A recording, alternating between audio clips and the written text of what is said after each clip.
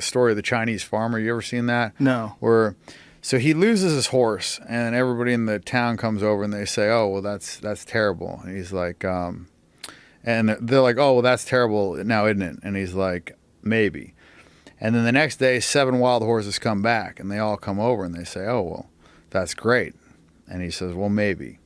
And the next day, his kid is taking out one of the wild horses and breaks his leg, and the whole town comes over and they say, "Oh, well, that's terrible now, isn't it?"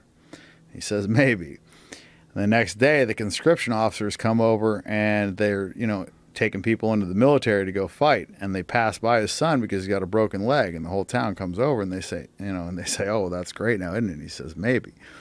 And the point of it is that you never really know if something is bad or good because you don't know how that's going to affect the rest of your life.